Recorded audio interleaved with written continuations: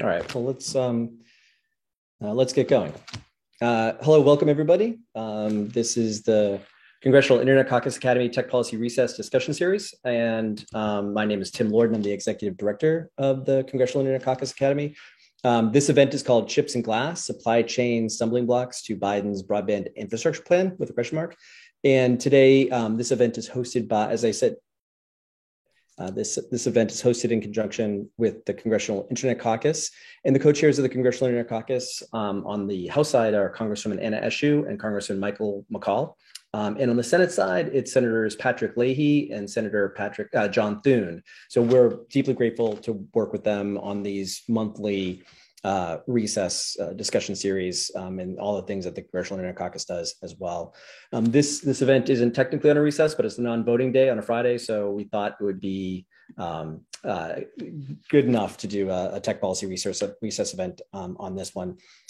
This particular event, we wanted to kind of cover this event and this topic at our recent conference called State of the Net Conference, which was back in February, on February 28th. We included a lot of folks from NTIA and FCC and the government at State of the Net, including NTIA Administrator Alan Davidson, other folks from NTIA and other folks from Treasury to talk about the broadband rollout.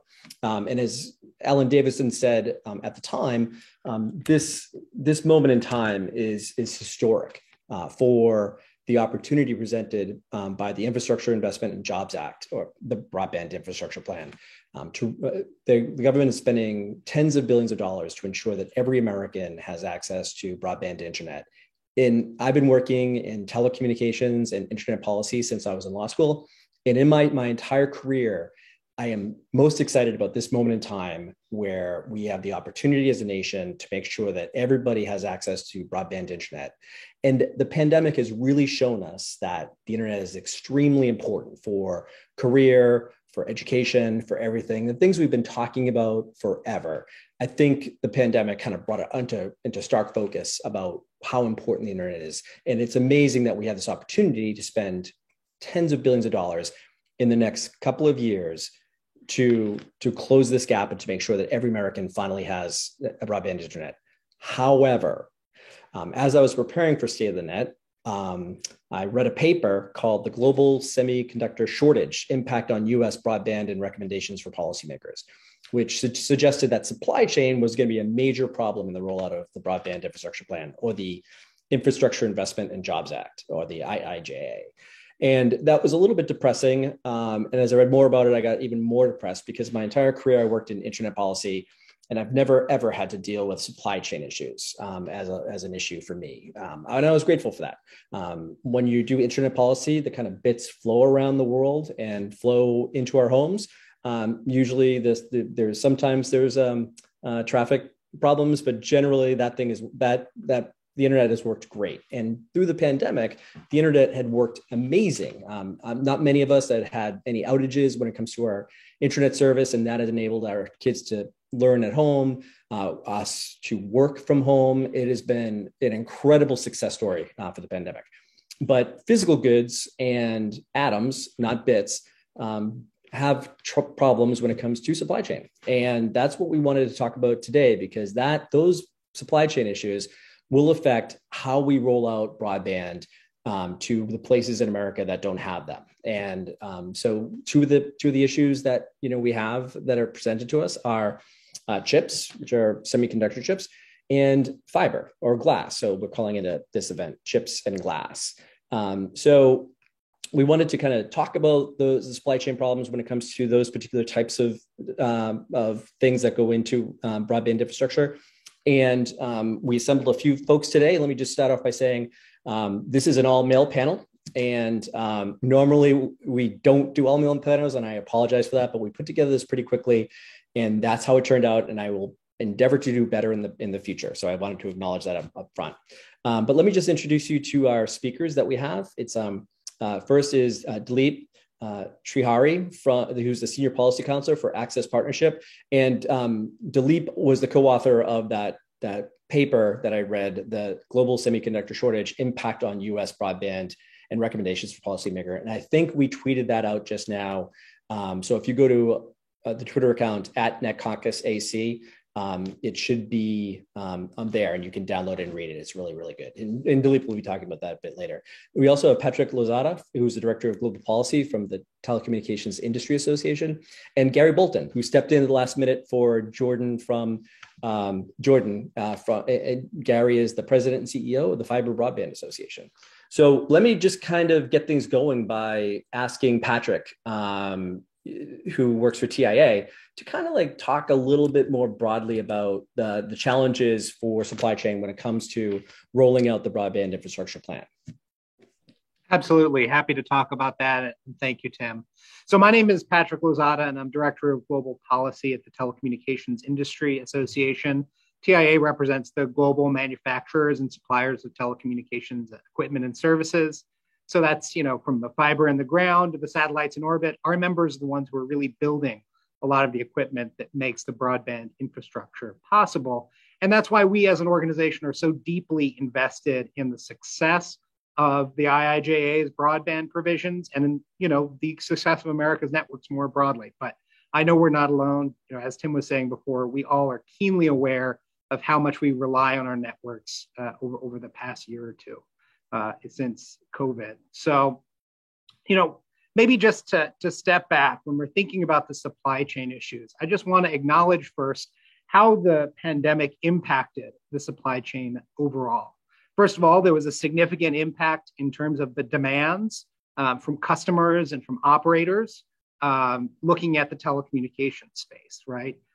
So you saw a significant overall increase in demand as people relied on their devices to work remotely, access digital services, attend school remotely. So you saw folks increase their purchases of things like laptops, home network equipment, and other devices. And at the same time, you saw significant unexpected decreases in demand for other products, such as enterprise equipment, right? If you're not in the office, your office might not need to be building out a lot of that enterprise side network equipment. And so, you see a lot of chaos in terms of what companies had been expected to produce and then what they needed to pivot and make for the home. And then on top of that, you have real impacts and crises in some parts of the supply chain as a combination of COVID and a number of unforeseen factors impacted the ability of manufacturers to continue to supply key parts of broadband products. Dilip is going to talk about chips later, but chips are a big part of that.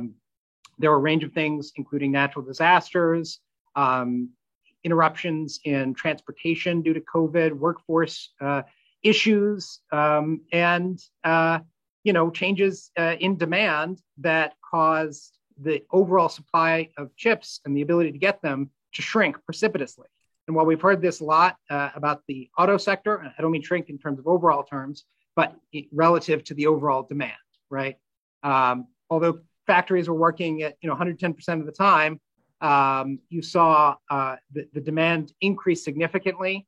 And while we've heard about this as an auto story, autos is really just a small part of this picture. They're about 7% of overall demand.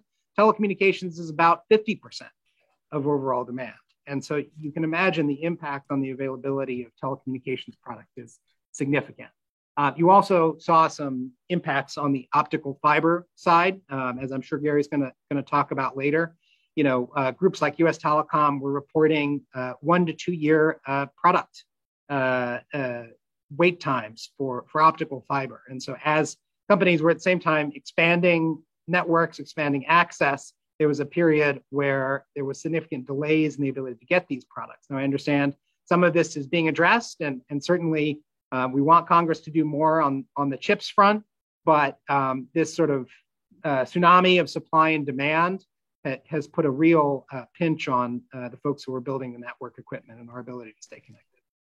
So let me just build on that. I think Patrick, you had mentioned that the internet had done extremely well during the pandemic, and we were super hopeful that now that for the people that had broadband, it performed really, really well. I mean, there's a lot of folks that have done studies on this, and maybe in an upcoming event, we'll talk about how the network had performed during the pandemic, because I think it's a really amazing story.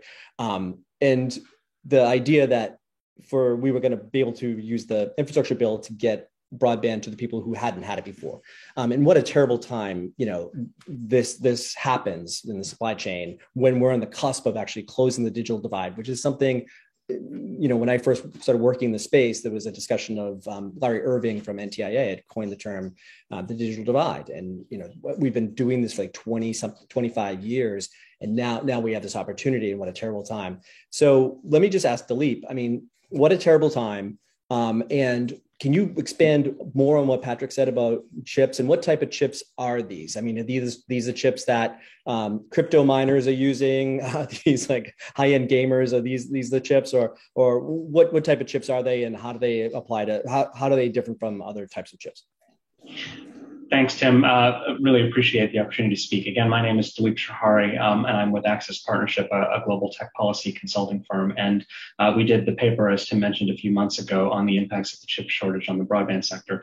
And Tim, I think it's a great first question to ask, what types of chips are these? So when people think about chips, they often think about the big fancy digital CPUs that are at the very core of your laptop or your desktop or your mobile device. These are hundreds of dollars made by leading companies, the Intels, Qualcomms, AMDs of the world, these digital CPUs. But in reality, most of the chips that devices use, certainly in telecom, but in many other sectors as well, are actually, much smaller, typically, dedicated single purpose or specialty type of chips. For example, if you're building, say, a cable modem to install broadband service in someone's home, yes, there may be a central CPU chip in there, but there's also going to be radio frequency chips. There's going to be a Wi-Fi chip potentially. There's going to be a chip for the interface with the actual coaxial cable that comes in. There may be a Bluetooth chip that goes in there. There's another chip for the Ethernet controller on the back of the device. And these are sort of, more specialty single purpose kind of chips. They're often not necessarily using the cutting edge state of the art, 3 gigahertz CPU type of technologies. They're usually normally cheaper. You might be able to buy these parts for a couple of bucks on the market. But that is where we're seeing a real impact in terms of supply chain shortage.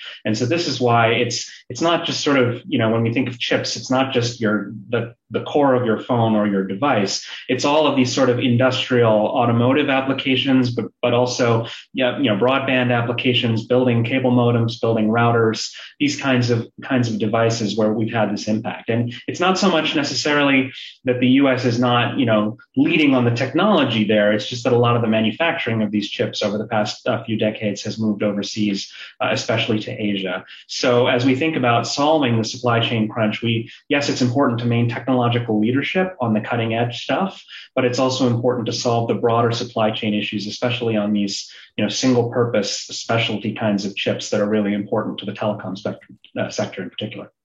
So we'll come back to like what legislation there's in Congress that affects chips and things like that, what the marketplace, we'll get into more of the marketplace later, but let me just go to Gary to talk about, the holdup when it comes to fiber and how the marketplace is being influenced by supply chain shortages and what that means for broadband rollout in the plan with regard to fiber. Hey, thanks, Tim. I appreciate it. I'm Gary Bolton. I'm the president and CEO of the Fiber Broadband Association. And for those not familiar with Fiber Broadband Association, we're the largest association dedicated to all fiber optic broadband. And, we represent about 52% of our members are service providers. So those are from the big service providers down to rural providers, as well as municipalities, electric co-ops, and so forth. And then the other half of our membership is on the supply side. So that's from the fiber manufacturers, the electronic manufacturers, the deployment specialists, the consulting engineers. So we have the full ecosystem, which kind of differentiates us from other associations. And so what we're really focused is on digital equity, and we're really excited about the infrastructure IIJA and this once in a generation opportunity to be able to get this deployed.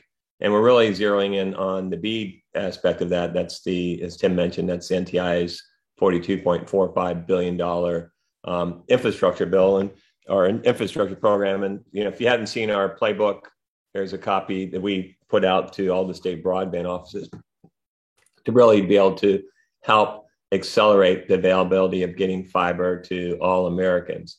And so when I look at it from the entire ecosystem, there's really three components on supply side that we're looking at. And so first is supply chain on fiber. The second is, as Dilip mentioned, chips. And the third is the human component, and that's workforce. So let me kind of hit those one by one. So if I start off with just looking at fiber, we're actually in pretty good shape. The actual production of glass. Last year, there was about 72 million miles of demand in the US for fiber, and our domestic suppliers delivered 109 million miles of supply. So we had a 34% surplus, and so we actually exported 37 million miles of fiber. So our domestic suppliers can focus that surplus more domestic use. And so the real key is having consistency and visibility, because we've seen as we have this infrastructure money, so not just infrastructure, but you take CARES and ARPA and RDOF and infrastructure, you put all that together, and we're going from a federal subsidy run rate of about $4 billion a year to next year we'll be up to about $30 billion. So we're seeing a significant increase in the amount of federal subsidies. And then on top of that, there's a lot of attractive private capital. You are seeing, the cable companies are now putting in more fiber. All the major ILECs are, launching a whole lot more fiber. And so, there's we have a real opportunity to be able to get this infrastructure out there and be able to do that. So where are the constraints? And it's really on the resin side. So, putting glass, here, let me grab something. Sorry about that. If you take a look at fiber, see if I can pull this out. So I don't know if you guys can see that, but basically, it comes in a jacket, it's armored, and then the actual fibers come into, I don't know if you can at all see that, but so there's more than just glass. So there's, so we have seen resin shortages, and we think that to build cable should abate in the next 16 months. And so we've seen announcements from plant expansions from all our domestic manufacturers, and we feel that we're on good position to get ahead of that. Again, it's really about stability and being able to have visibility to long range forecast. When we think about on the chip side, it's a little bit different in that you think about, everybody likes to talk about can't get a rental car. And, I ordered a Ford Bronco a year ago and may never see one. It's about geometries. And so like when you look at Taiwan, TSMC, they're starting to mothball larger geometries. And so the good news for the fiber industry is that fiber industry is probably like 5 to 7 years ahead of like cable, for example. And so we use very, very small geometries. And so what that means is that you can have the more advanced geometries can be provide larger yields on the wafer. And so you can be able to get a better yield. The problem is when you start to prioritize things like automobiles, which are older, larger geometries, then you have to kind of switch over production to the larger geometries. And so that becomes very costly and time consuming. And so that can really be disruptive. As Dilip said, there's a big impact to the telecommunications industry. So we have to be very careful that we don't disrupt that. Now, from an automotive perspective, they have a much longer lead time because of more regulations like crash tests and so forth. So those, where telecom, we have to protect the network security. So, but those are not physical. You're not doing crash tests and things like that. So that looks pretty good. But to kind of to net all this out is yes, we are seeing longer lead times on components that have jumped, as Dilip says, up to like, a year. Where we really can mitigate this issue is to be able to have good long range forecasts and good stability in forecasts, because really what we're doing is not really have so much a supply issue, but more of a demand issue. And as people get more concerned about the availability of supply, then they start putting forecasts into multiple spots. And so if you put out your forecast to 6 different suppliers, then it really becomes confusing over to what's the real demand. And then when people start hoarding and stockpiling, fiber or chips, then again, that makes it, kind of like a toilet paper situation. Well, let me just go to Dileep and to Patrick and talk about that timeline, right? Like, I think one of the things that concerns me is that there's a timeline that NTIA and FCC have to get this out, right? And normally I wouldn't care about supply chain issues. I just don't care that much about it. It's the Internet Caucus. We don't really care that much. But I care about getting broadband out in the statutory period of time that they have to do it. So can, Patrick, Dileep, can you talk about, from your perspective, what the clock looks like, and what are the requirements that may come into play, including the requirement in the infrastructure plan to buy America for some of these components? Sure, I'm happy to start the conversation off there. NTIA, OMB, other executive agencies have a pretty short period of time, 180 days from publication, from the signature of the IIJA, which would be May 15th if we're working on a regular weekday schedule. So, looking at that overall calendar, it's a really short period of time to come out with a really complex set of rules as it pertains to building out our broadband infrastructure. And on top of that, to have to deal with this supply chain crisis and statutory language in the IIJA, which has the potential to really make it much more challenging to deploy broadband internet in any sort of reasonable period of time. And I want to talk about that a bit more. And that's the Build America, Buy America, Title IX of the Infrastructure Investment and Jobs Act. And what that requires is that all manufactured products, as part of the IIJA, have to meet a 2-part test. And that's number one, they have to be manufactured in the United States, and they have to contain 55% components of US origin. And now, this makes sense for concrete and steel. It makes sense for roads. There are industries for which it makes sense. It simply doesn't work for broadband. We've talked to our membership extensively. We know the industry well, and we're not hyperbolizing by saying there is no combination of products and services that meet the IIJA threshold. And if we don't have some sort of waiver from this, 0 users will be connected to the internet end to end by the IIJA, because there's no combination of products that can make this make sense. And there is no way to reshore the supply chain in as short of a time as the law asks us to do and connect users to the internet. Partly, you don't need to listen or trust me on this. Actually, the federal government itself has been saying this in reports that it's put out over the last few months. According to the supply chain reports on semiconductors and the ICT supply chain, 0% of leading edge semiconductors for 5G come from the United States. 90% of macro radio components are sourced from Asia specifically. And there's an extremely limited domestic capacity for things like printed circuit boards, printed circuit assemblies, and other products. And so you're in a situation where companies don't even have control necessarily over those elements of the supply chain, right? They're sourced from suppliers. They can't move those overnight. And it takes between 3 to 5 years to build something like a fab in the US. And when you're looking at a lot of these components, the number one source of value when you're breaking it down from a Buy America perspective is the chips. It's the majority of the value across a number of parts of the supply chain. And so we're stuck between a rock and a hard place. It's going to need to happen for us to have some kind of waiver to do anything at all. Dileep, can you talk? I mean, Gary's sitting there waiting for his Ford Bronco to arrive, but and I really empathize with him. I feel for him, but there are people waiting in America waiting for broadband through this plan. Can you kind of maybe elaborate on the timeline and also kind of build off what Patrick said when it comes to the shortages and when it comes to chips and Buy America and things like that?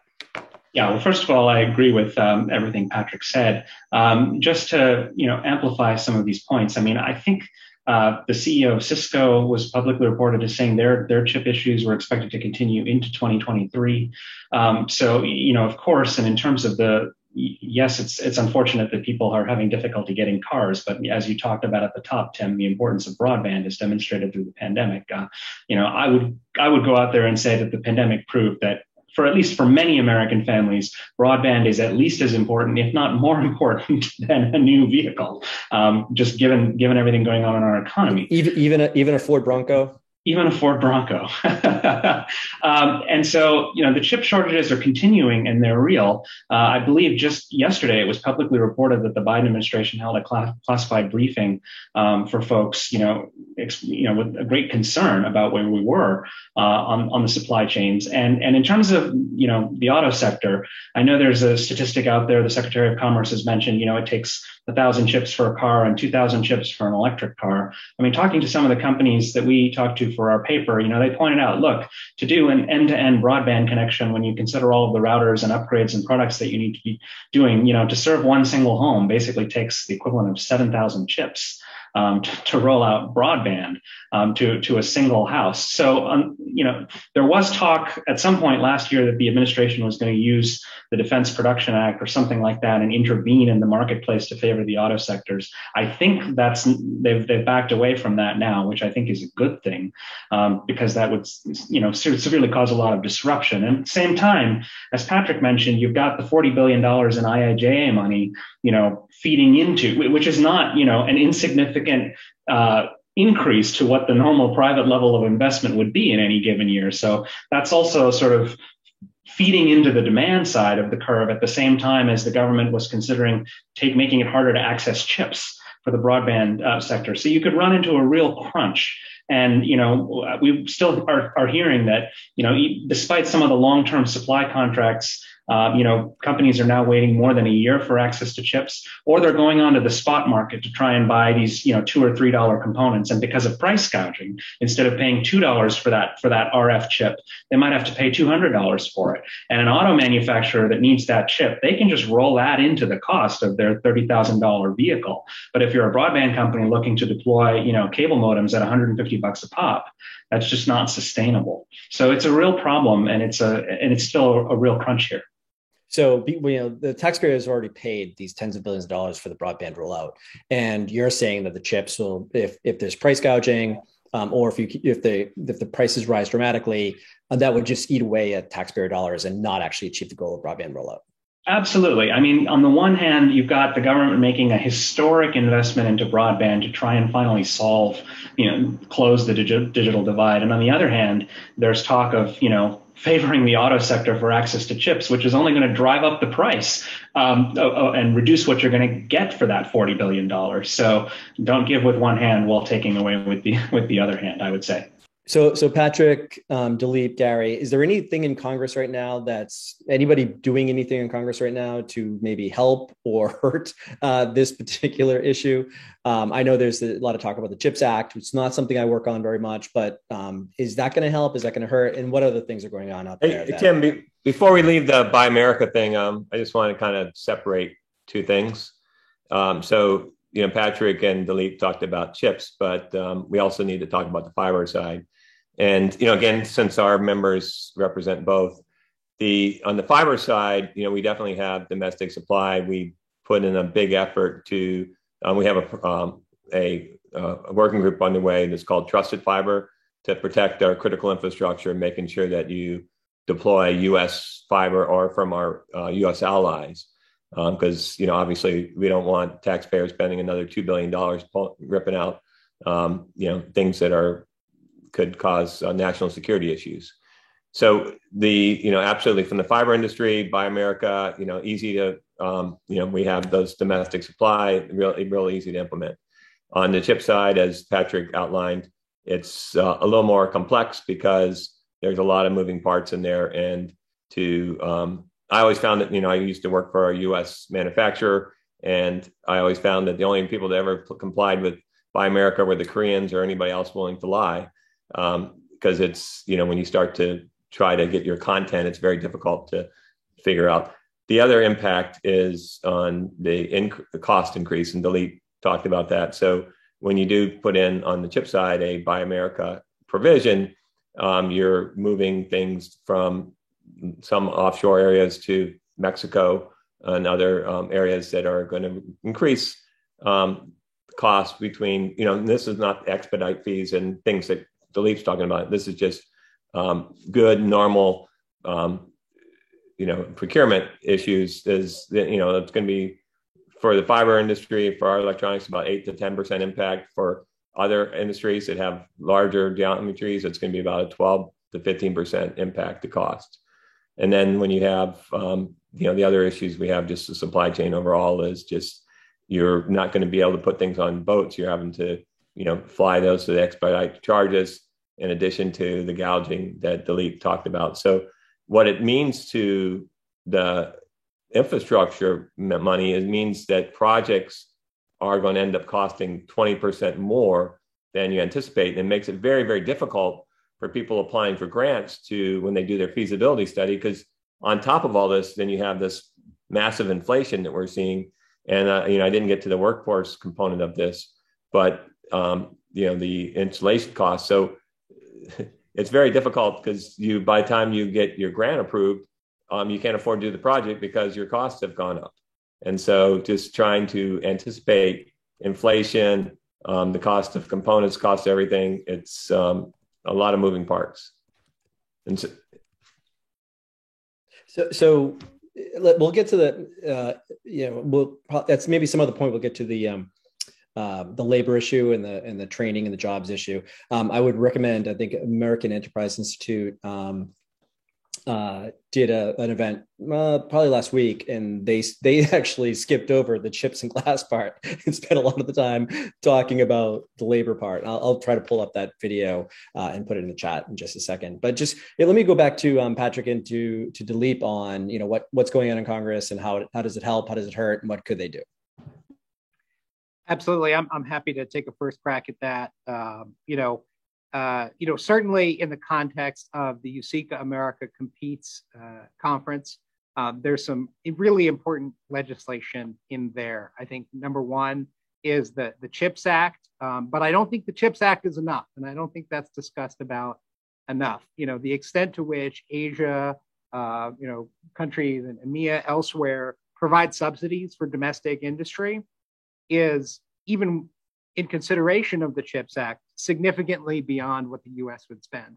And so we need to make ambitious investments in this area. That means not just funding the Chips for America Act, it also means funding the FABS Act, which provides an additional tax credit for US manufacturing of chips, and ensuring that we have a clean bill.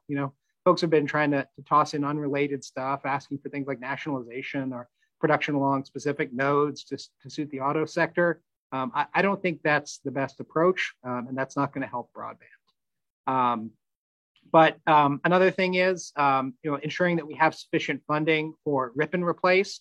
As you may know, the U.S. took vitally needed action to remove equipment from Huawei ZTE that poses a national security threat to the United States. But it turns out, after going back and assessing the amount of equipment that is in U.S. networks, the amount of money that we set aside wasn't enough. And so we need to ensure that companies have enough money to take security seriously. And we can't let rural, unserved communities and operators in those communities go bankrupt, while at the same time we're trying to connect more people to the internet. Dilip? Yeah, when it comes to broadband and chips, I would say, number one, do no harm. And if you're intervening in the industrial marketplace as a government to favor the auto sector, that would probably be harmful, as I've discussed, to broadband. So think very carefully before doing that, or not at all. Number two, fully endorse what Patrick said about the CHIPS Act, although I think everyone realizes that that's a little bit more of a long-term play, and won't necessarily help us right immediately in the next months as we're dealing with this. Number three, to the extent that there is actual price gouging going on in the spot marketplace for some of these specialty chips and components, that is maybe something where the government could look to make sure that price gouging is not happening.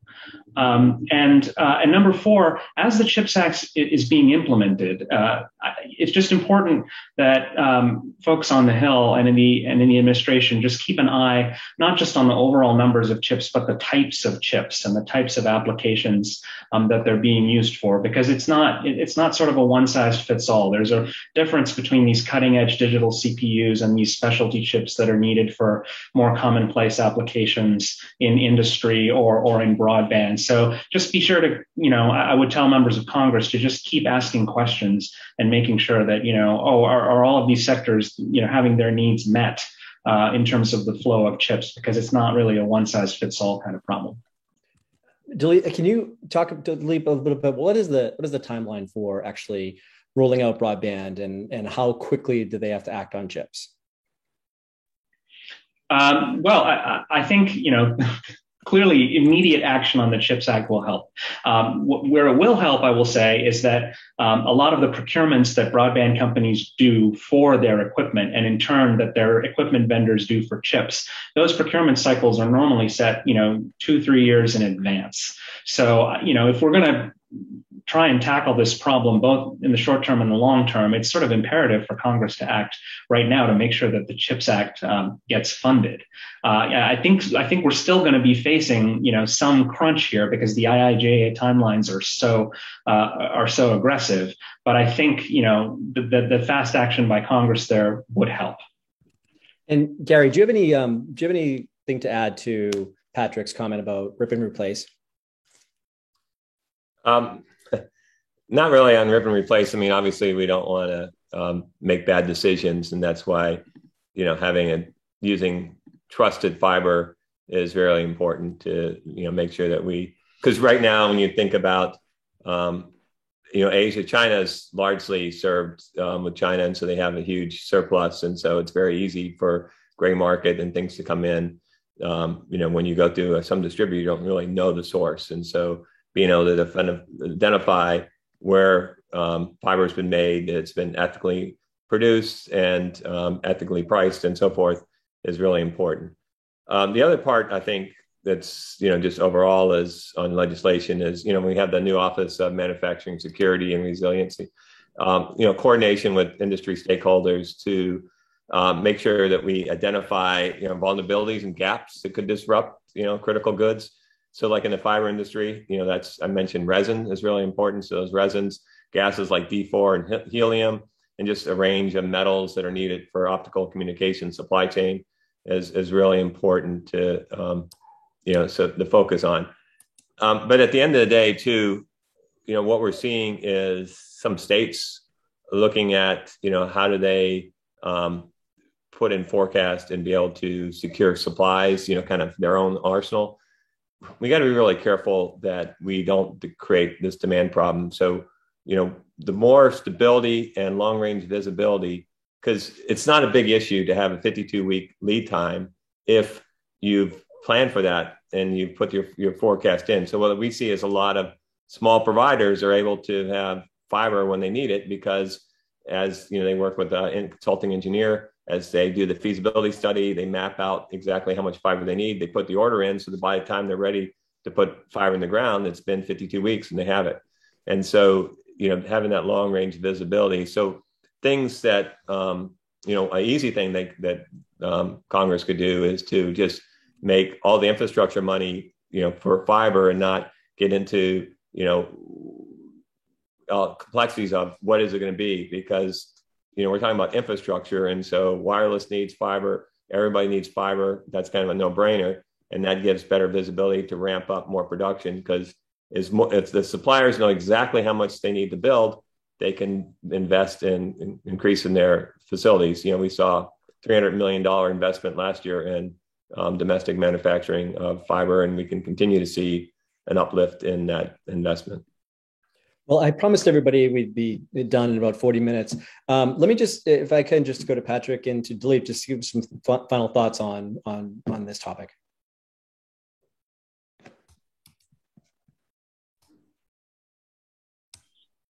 Sure, I'll jump in. I just think the chips issue, it's talked about a lot, and you hear about the auto sector a lot. I think, the Biden administration is worried about it. The auto sector is out there publicly and visibly talking about it a lot more, but the reality for the broadband companies is also really significant. They don't talk about it publicly as much, but there's a survey out there that something like 74% of all the broadband operators have been reporting challenges finding equipment. So the challenge is real. And, before reacting too quickly to what one industry sector is saying, I just think that everyone in Congress should take a deep breath and understand the holistic impact of some of these policies, especially on broadband, which has really proven its worth. And we all understand intuitively now, after the pandemic and 2 years of people, working from home and going to school and getting telehealth from home, we all intuitively understand the vital importance of broadband now. So I think that would just be my closing message. Patrick? Absolutely. This is a once in a generation opportunity to connect Americans to the internet, and it is imperative that we get it right. And to do that, the reality is that we're going to need some form of waiver from these requirements for the short term, specifically the Buy America requirements. And that's just the threshold issue.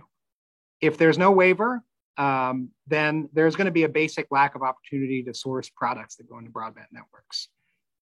In the longer term, we need to think about smart ways to re-incentivize manufacturing in the United States. If a content threshold doesn't work, how can we think about what parts of the supply chain we really need here? What is the highest value to American workers? And what puts the most people in the most productive and remunerative positions? And we think that by taking that short-term approach of getting a waiver and strategizing in the long term, how do we have a CHIPS Act for the telecom industry so we can build more here? I think that may be a productive way to think about this challenge and invest both in our connectivity and in our manufacturing capacity. Thank you. I did mention, Gary had brought up the labor issue. I linked in the chat to the American Enterprise Institute event with Senator Fisher, and Ajit Pai moderated it. And towards the end, they have a pretty long discussion of labor. Normally, I don't address supply chain issues from the Congressional Internet Caucus perspective. I certainly usually don't get into labor that much. I'm way out of my depth today, but I wanted to thank all of you. And again, to quote Alan Davidson from the State of the Net conference a few weeks ago, this is a historic opportunity. I think Patrick mentioned that as well. This is an incredible opportunity. The money has already been allocated, and we need to make this happen. So I want to thank Gary, Patrick, and Dileep for your time. I want to thank the Congressional Internet Caucus co-chairs, Congresswoman Anna Eshoo, Congressman Michael McCaul, Senators Patrick Leahy and John Thune. Thank everybody for joining. We'll have this video up on YouTube very shortly after it's done streaming, and then we'll get this out so you can watch it again and with the transcript. So thanks, everybody, and that's our event today.